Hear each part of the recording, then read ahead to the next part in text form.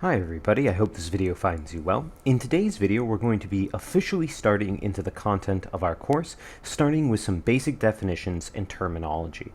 To start off with, which I think is an appropriate place to start, we're going to actually talk a little bit about exactly what statistics is. So I want to give you guys a definition for statistics. Now, if you go online and you look up definitions of statistics, there's lots of different ones out there. Some of them are relatively entertaining. Some people say that statistics is the science of lies. We're going to take a little bit of a less negative view and perhaps a little bit more of a sort of descriptive view of statistics, and we're going to use this definition for statistics. Statistics is the science of data. And the reason I like to sort of mention this is for a couple reasons. One is that while statistics is a course that is taught under the auspices of the math department, statistics is really its own branch of science. Yes, we're going to be using math, computations, calculators, formulas, equations, all that sort of stuff to be doing these things, but statistics is really a completely different field of study than mathematics. And what does statistics study, or what does it focus on? Well, it focuses on data. The other reason that I really like this definition is because it sort of lays out the pieces of what we're going to be studying throughout our entire course. So, in statistics, the types of things that we study, again, all of them revolve around data, can sort of be described as follows. So, first, if we're going to be talking about how we understand and work with data, we have to first get the data. So the first thing that often is studied in statistics is how data is collected.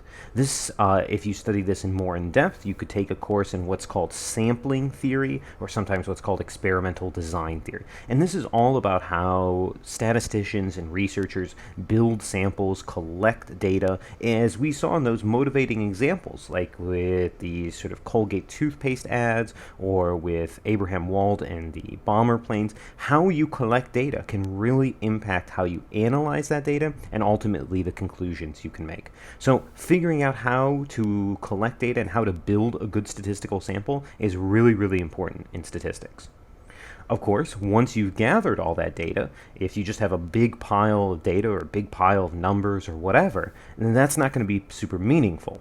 So the second thing that we need to know how to do is how to summarize, organize, and visualize data. So summarizing means taking all that information and maybe distilling thousands of pieces of data down to a few core numbers or core statistics that somebody can easily understand. Same thing with organizing, right? We'll learn in this class lots of different interesting sort of ways of structuring your data in different types of tables. And visualizing, we all know that visuals help people really understand and be impacted by the data that we've collected. So all of these components are very important. This is often called descriptive statistics, because what are you doing in all these things? You're trying to describe the data that you have. You're not necessarily doing anything with it. You're not necessarily trying to make a conclusion or predict something that's going to happen. You're just simply taking a giant pile of unruly data and trying to describe it so that somebody else can understand what you were seeing in the data. Then, the third and final component, which is going to be honest, nearly half of the sort of our course, almost all of the last sort of 8 weeks of our class, all focus on this last component of statistics, which is how to estimate, extend, predict, and make decisions using data. Meaning how to take all that stuff that you collected in some fashion, that you organized and you visualized, and how to actually use that to maybe tell somebody what they should do, to make a prediction about what's going to happen, or to estimate what we should expect if we go down a particular path. Whenever you sort of go beyond the data that we've collected, whenever you try to use it for something else, that's what we call inferential statistics. So you can sort of think about that these things, sampling theory, descriptive statistics, inferential statistics, these are all sort of sub-branches of the main field of statistics. And as you notice, all of them center around data. And that's why statistics really is the science of data. Now, of course, our class is a survey course, so we are simply going to be just sort of introducing and touching on just sort of the basic parts of each of these things. We're not going to go super in depth in any of them. You can take entire courses in each of these sort of separate pieces, but we will get to talk a little bit about all of the components of statistics, which was what makes this course, such an interesting sort of starting or jumping off point, because we do get to see a little bit of everything. Okay, now that we know what statistics really is and what we're going to be talking about for the next 16 weeks or so, let's start to build some common terminology. Now, just like you often hear that mathematics is a language, there's a language to statistics, right? There's sort of shared terms that people who are working with statistics, working with data, making decisions with data, they share a common language so that they're able to easily communicate with one another. So let's start to lay out those basic terms and definitions. So, one of the first things we're going to talk about is the definition of the population in statistics. So, the population is the collection of all individuals that we wish to study. Sometimes you'll hear this referenced as a little bit of a wordier name, the population of interest, but oftentimes we just abbreviate that down to the population. So, as you would sort of imagine, the population is really, really large. It's the collection of all the individuals that we wish to study. Sometimes that population can be large, like all the students at a particular college or something like that, or it could be incredibly large, like all the adults living in the United States or all the people on Earth. Those are incredibly, incredibly large populations. In general, populations are very, very large. Obviously, it would be nice if we could just collect data about everyone in the population, but if you imagine that your population is all the adults in the United States or all the people on Earth, it's really not feasible to collect data about everyone. So we can move to our second term here, the sample. The sample in statistics is the collection of all individuals that we actually gather data about. In other words, they're the people that we actually study, that we actually analyze. You can imagine that the sample is always a subset of the population. Everybody in the sample is also part of the population. Of course, not everyone in the population ends up in the sample. It's a subset. It's a smaller group inside the population. Now, a couple little quick mentions there. You should be very careful about this little phrasing here, that we actually gather data about. If you imagine, say, mailing out a survey to 200 people, 200 is not necessarily going to be the size of your sample. You might only get 50 responses. That would make your sample size those 50 responses, because the key there is that some individual only counts as being in your sample if you actually gather data about them. Now, I mentioned another little thing there, so I'd like to add just a little piece of notation here. So just a notation. If we talk about the size of a sample, or the sample size, is often denoted n. So for our class, we're going to use the convention that if you ever see the variable or letter n, so if it says like n equals 100 or something, that means you know that that's talking about the size of a sample. So that variable n, that letter n, it always represents for our class the size of a sample. All right, now the last definition, which maybe doesn't seem like we need to define this, but in statistics we do need to be very careful here, is you'll notice that I kept using the word individuals in both the definition of the population and the sample. So we actually need to define what an individual is, because in English we often think about an individual as being an individual person, but that's not necessarily the case in statistics. So, an individual in statistics is a single unit of the population and sample. An individual could be a single person. A lot of our situations, an individual will be a single person, but it could also be a single animal, a single object, or it could even sort of be more an abstract type of thing, like a single time frame or a single place.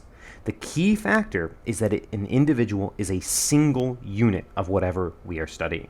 So if you understand your population and you understand your sample, then the individual is simply what is that population or what is that sample built out of? What are the individual units making up the sample and population? That's really what an individual is. Okay, so these are three sort of core definitions that we're starting off with: population, sample, individual. Now that we've talked about that, we can sort of give a little bit of a visualization of what the sort of core idea of statistics really is. So we can go ahead and just draw a quick visualization here. Now, in no ways am I saying that this is everything that statistics is about, but again, it's just trying to give you guys a framework for what we're trying to do in our course. So our sort of main idea is that you might have a sample which might be relatively small. Now, small could be in the hundreds or thousands, but it's a manageable amount of data. And then you have this population that is much larger. The population might be in tens of thousands, millions, billions, right? You might not even know the full size of the population, just like we don't know exactly the number of people who live in the country or exactly the number of people who live on Earth. But the idea is, once we sort of gather data about our sample, how do we extend those results to the population?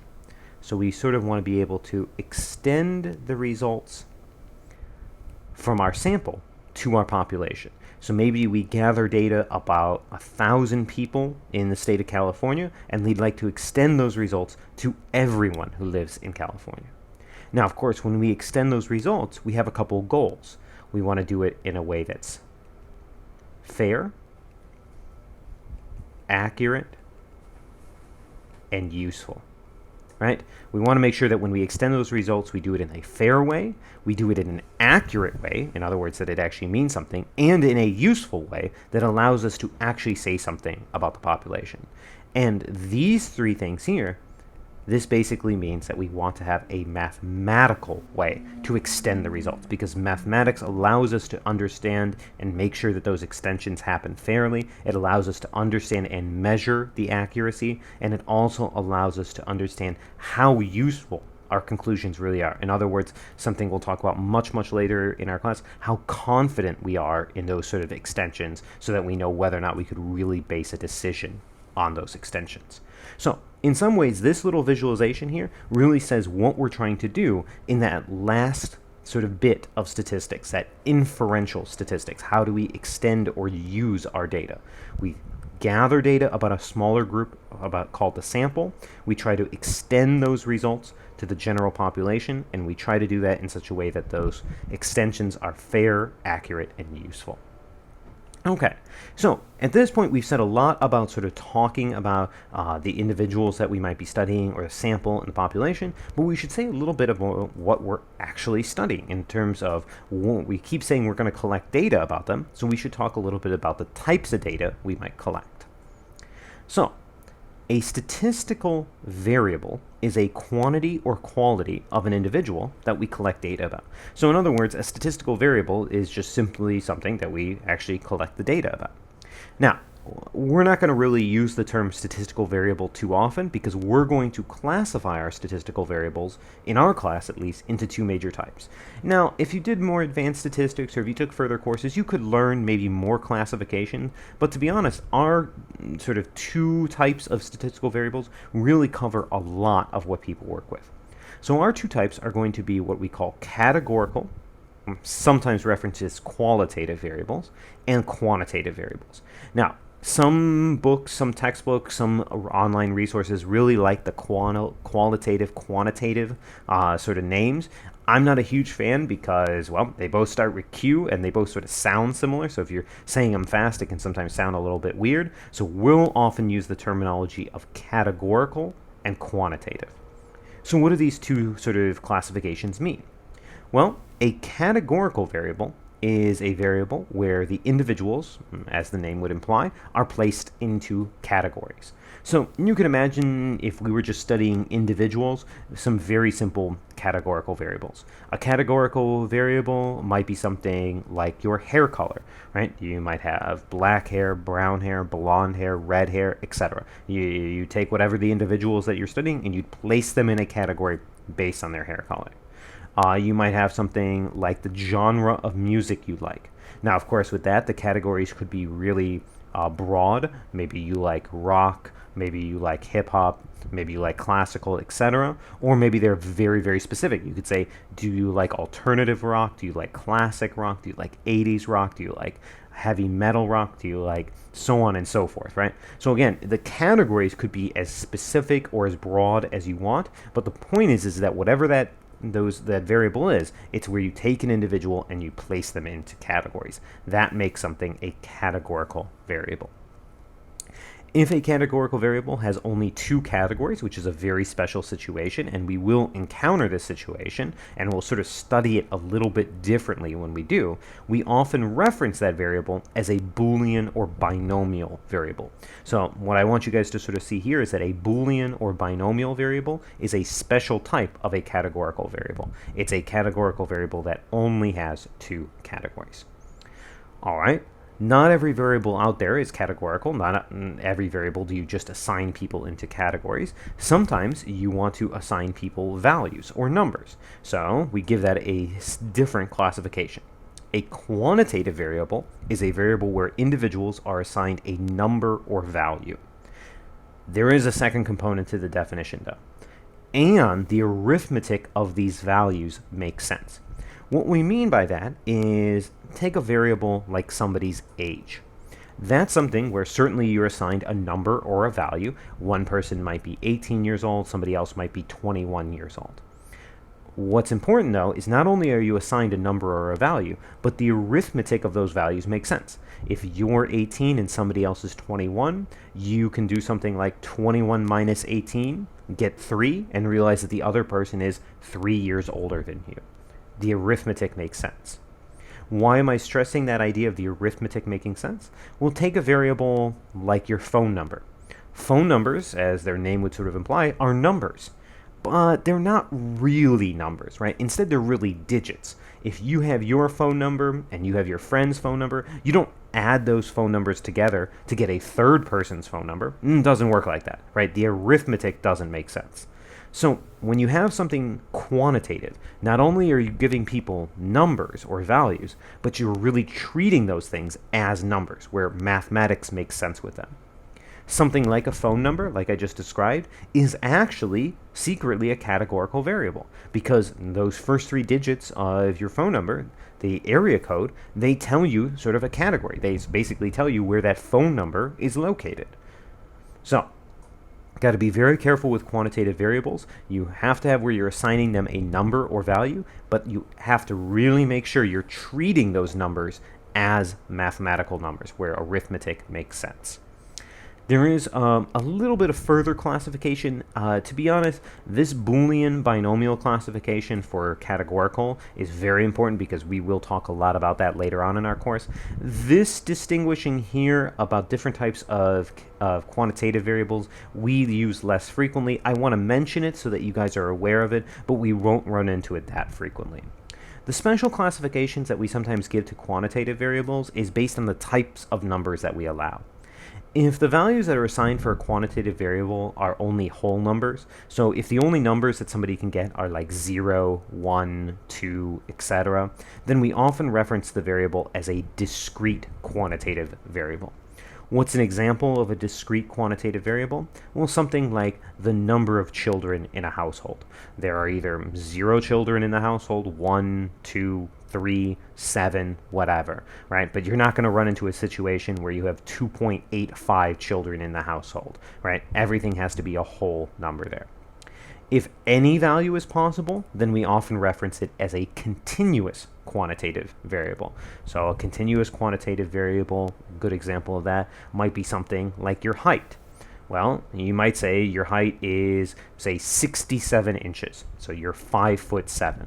Well, you're 67 inches if you round to the nearest inch, but if you did that with more accuracy, maybe you're actually 67.2 inches. And if you did it with more accuracy, you're really 67.23 inches. So it's basically saying that you don't have to be a whole number height. If you have a better way of measuring, a more accurate way of measuring, then you could actually be a decimal height, which would make that a continuous quantitative variable. As you can imagine, there can sometimes be sort of a gray area because it's based on how you measure. That's why I said that we don't often worry too much about this sort of separation here. To be honest, it's good to recognize things that are extremely discrete, like the number of children in a household or something, but we don't worry too much about things that might be discrete or might be continuous. If that's the case, we'll probably just go ahead and call it quantitative and call it good there. Okay, so now we have this idea of how to classify statistical variables. We know that some variables we'll be studying are categorical in nature and some are quantitative. So let's take a look at a couple examples of actually trying to make use of these definitions in this terminology. Keep in mind in our class, you're never going to be asked to sort of repeat or give back a definition, right? Now, at no point in an assessment are you going to be asked to define what a particular term means. What we're really interested in this class is making sure that you're comfortable using these terms and definitions, meaning that if we look at something like a statistical study, you should be able to identify things like the population, the sample, the individual, the variables, and classify those variables. So again, if you look at some of the other resources, you look at the course notes, there's a vocabulary sheet on your Canvas page, you can go ahead and see that there's sometimes slightly different definitions for all these things. The exact wording of the definition is not important. What's really important is making sure that you can use that term and classify things based on these terms. So let's go ahead and do a little practice with that. So let's take a look at this example here. Let's suppose that El Camino College wants to study its faculty members. So to do this, they randomly select 150 of their faculty members and they email them a survey. On the survey, they ask 5 questions. First question they ask is, what is your status as a faculty member? And they give the options as full-time tenured, full-time untenured, or part-time. They ask, how many classes are you teaching this semester? They ask, what zip code is your home address located in it? They ask, do you have a PhD? Yes or no. And the 5th and final question is they ask, what is your current annual salary in dollars? So, out of the 150 faculty members that were emailed, not everybody responds. Only 85 of them respond with answers to the above questions. So we're going to try to go through and basically diagnose all the components of the study. Now you'll notice that so far, because we haven't gotten into actually the descriptive side of statistics, we're just in the sort of terminology here, we don't actually get access to any of the data here, right? We know that 85 people respond with answers, but we don't get to see any of those answers right now. We're just interested in sort of diagnosing the components of what makes this a statistical study. So we're going to try to figure out what is the population of interest, the sample, and the individual in this study. We're going to figure out how many variables were collected about each individual in this study. And then we're going to classify each of the variables from that part B as either categorical or quantitative. If any of them happen to be Boolean/binomial or discrete, we'll also make mention of that. All right, so let's go ahead and start by talking about the population. So we'll try to talk about the population, the sample, and the individual. All right, now remember, we know some stuff even before we start this. We know that the sample is sort of a subset or a subgroup of the population. We know that the population should be sort of very big and very broad. And we know that the individual is the sort of unit or building block of both the sample and population. So let's go ahead and read through this. Usually, you can find information about the sort of goal of a study or the population right at the beginning. The reason is because when I write these types of things for you guys, I try to write them in a manner that resembles how a scientific abstract is written. And usually in a scientific abstract for a paper, you sort of state your goal or your method right at the beginning here. So you can see that we're saying that El Camino College wants to study its faculty members. So the population here would be all faculty members at El Camino. That's who we want to study. We want to know something about all the faculty members at El Camino. Notice we don't know how many there are. It doesn't say anything about how many total El Camino faculty there are. It just says that that's who we want to study. Notice we should mention El Camino because they're not interested in studying faculty members at all colleges. They're interested in all the faculty members at El Camino. What about their sample? Who did we actually collect data about? Well, we know that they emailed 150 members, but only 85 of them responded. So remember, there is that qualification that to be a part of the sample, you actually have to have data collected about you. So our sample here would be the 85 faculty members who responded. Right? Or we could just say the 85 faculty members or whatever. If we wanted to include a little bit of notation, we could say n equals 85 for this sample, right? Our sample size was 85 people. This 150, it's really not anything. It's what we hoped the sample size would be, but ultimately, since only 85 people responded, that's our actual sample size.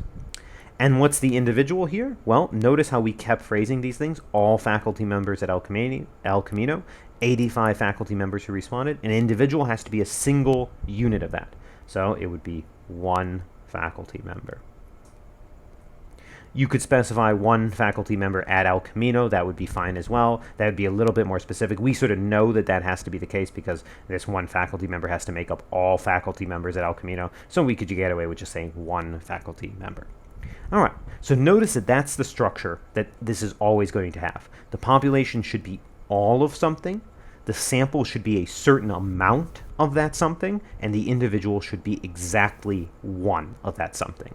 In this case, the something was a faculty member at El Camino.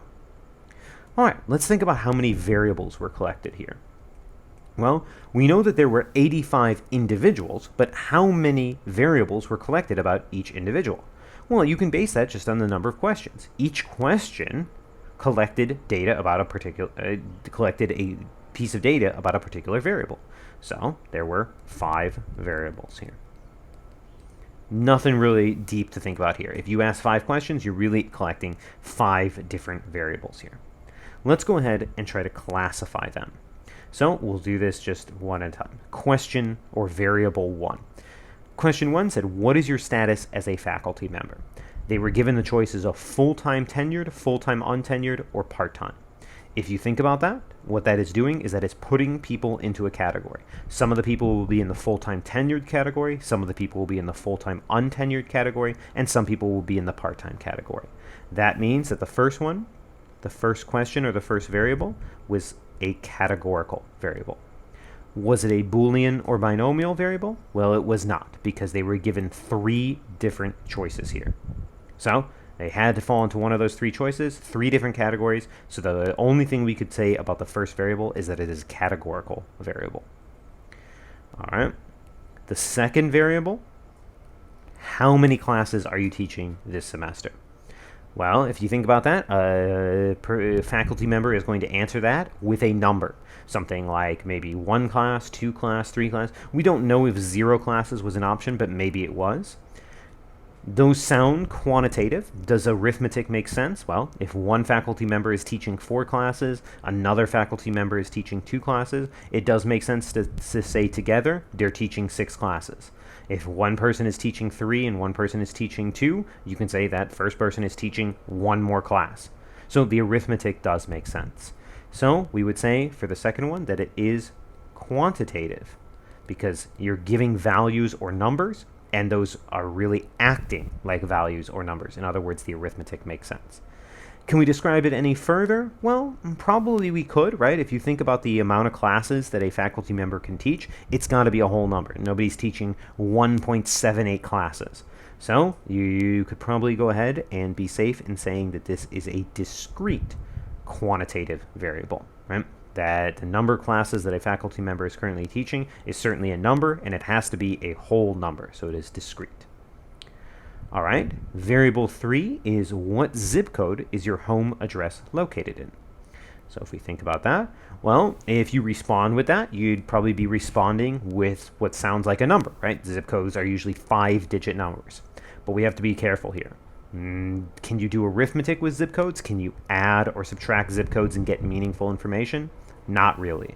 So that means that even though it looks like a number, it's really just digits, and that makes it categorical. And that should make sense, right? Because if you think about your zip code puts you in a category of where you live in your state, right? So it really is categorical.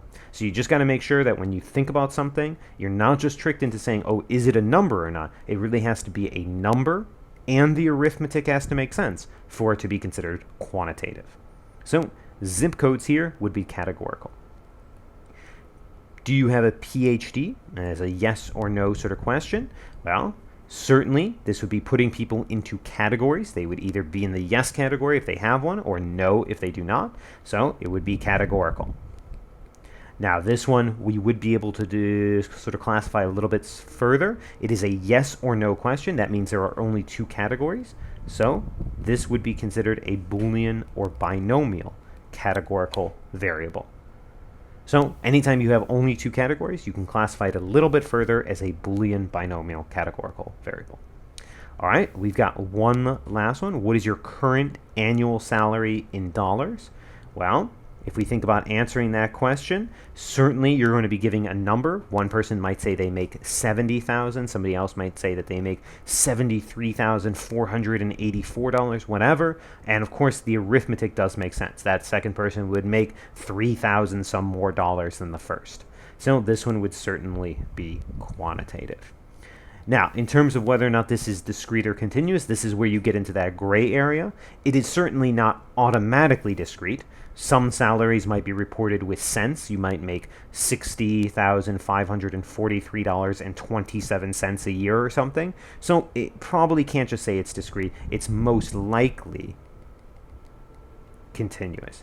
Now, when most of us maybe say our salary or how much money we make, we might just sort of round to a nice whole number. So again, it would be based on the measurement, but there's nothing sort of fundamental to salary that makes it discrete. So I would say that the fifth variable is just quantitative, and I would probably not even bother writing this, but just since it's our sort of first video on all this, I'll just put a little note here. It's most likely a continuous variable, but you could certainly just answer it as quantitative.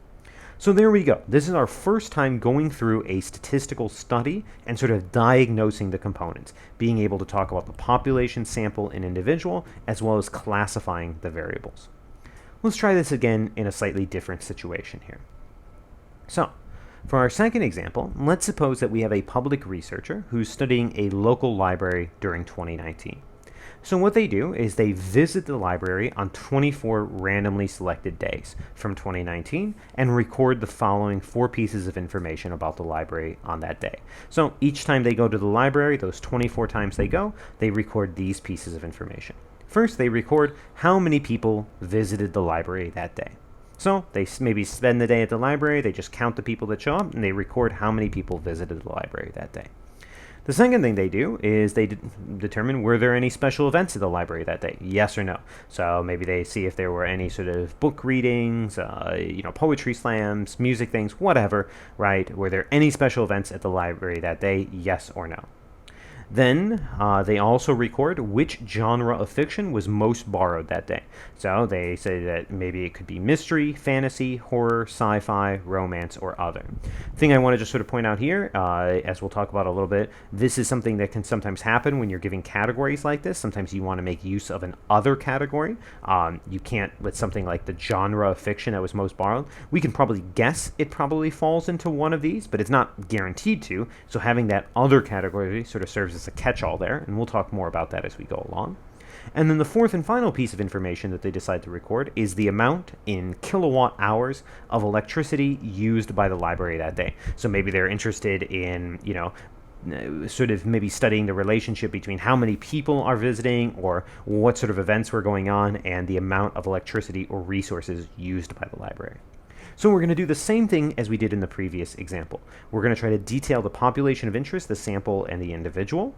We're going to talk about how many variables were collected, and then classify everything as either categorical or quantitative.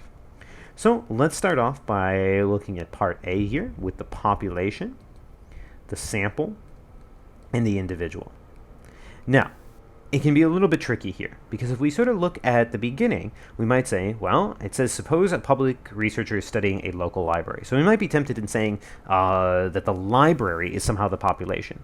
But we need to be a little bit careful, because if we actually think about it, the library is sort of maybe the theme of what's going on, but that's not actually what they were studying, right? That's not how they sort of built their sample. So we have to be very careful here. This is a great example of how oftentimes determining the sample is the easiest thing to do. So notice it says that to do this, they visit the library on 24 randomly selected days. That right there tells you the sample. The sample are those 24 days. That's the sort of things, the moments where we collect the data, those 24 days. And that tells us our sample size is n equals 24. Now that we know that, we can immediately get the population and the individual. What's the individual? Well, it has to be a single unit of our sample. Our sample is 24 days, so that means an individual here was 1 day. What's the population? Well, we know it has to be all the days that we were interested. Since we were talking about 2019, we'd probably say something like all days in 2019. Now, maybe it's really all days that the library was open in 2019. We don't have that information, so it would be safe in just saying all days in 2019. So what's interesting here, and this is something I mentioned sort of back on the sample, is that we're not necessarily studying the library. I mean, the library is where all these things are going on. But what we're really studying is what happens on each day at the library. So the days are the sort of components that we're actually studying here. All right. Notice that in this case, because it's the days, we're not asking people to respond. The fact that the researcher visited on 24 days means that the sample size is 24. There's no days where they show up, but the day says, oh, you can't record here or something like that. It doesn't make any sense, right? In the previous one, when you email out a survey, you have to be very careful about who actually responds. But on this one, there's no information like that, so we know that the fact that they visit on 24 days gives us the sample size of 24. All right, let's talk about the variables. So how many variables were recorded each day? Well, they recorded 4 questions, so 4 variables. So there were 4 variables recorded on each day. So let's go ahead then and talk about what type of variable each of those actually is. So variable 1. Variable 1 was how many people visited the library that day. Well, if you think about that, that's going to be a number. Maybe it's like 97 people or 100 people or something. The arithmetic is going to make sense too. 97 one day, 100 the next day. You could say that's 197 overall. The arithmetic makes sense. So variable 1 would be quantitative. Discrete, continuous, is it hard to tell? Well, not really. Again, it's about the amount of people. People have to be counted in whole numbers, so this is definitely going to be discrete here. So we could say that the first variable, how many people showed up on each day, is a discrete quantitative variable. Okay, second variable, were there any special events at the library? This was just a yes or no question. Maybe some of the days yes, some of the days no. You're putting each day into a category, so this is categorical. It is also the special type of categorical, Boolean/binomial, because there were only 2 categories, yes or no. Third variable, or third question, which genre of fiction was the most borrowed that day? Mystery, fantasy, horror, sci-fi, romance, other. Maybe some days was this, some days were put here, some days were here. That means you're putting each day into a category again. So variable 3 is also categorical. Is this one Boolean or binomial? Absolutely not, right? This time you actually gave it 1, 2, 3, 4, 5, 6 different categories. So it is certainly non-Boolean or binomial. We would just call it categorical. Finally, the fourth one, the amount in kilowatt hours of electricity used by the library that day. Well, that's certainly going to be an amount or a value. If the kilowatt hours one day is 20 kilowatt hours and the next day is 15, you could say that that's a 5 kilowatt hour reduction. So the arithmetic does make sense. It would be quantitative. Now, we might not know a lot about measuring electricity or electricity usage, but certainly it doesn't seem like it has to be something that's discrete. So again, this guy would probably be most likely continuous. One thing I'd like to point out here is a nice trick for sometimes identifying quantitative variables are any mention of units. If you see something where it says measure this in kilowatt hours, or measure this in inches, or measure this in pounds, by putting units on something, you're sort of automatically treating it as a number or a value. So if you see units being used in a question or a measurement, that's a good indicator that it's actually a quantitative variable. Okay, so at this point, we've taken our basic terms about population, sample, and individual, as well as our basic classifications of variables, and went through and sort of diagnosed or took apart some statistical samples. We didn't have any data yet. We haven't actually talked about how to analyze data, but we just sort of were able to describe and talk about what was going on in a sample. In our next video, we'll go a step further with these basic terms and actually talk about some different ways to build these samples. So far, you can sort of see that I kept mentioning that you randomly selected the days or you randomly selected the people to survey. We'll get a little bit more specific about exactly how that works, give a few more terms, and do a couple more examples very similar to this, where we diagnose the population, sample, individual, as well as classify the variables.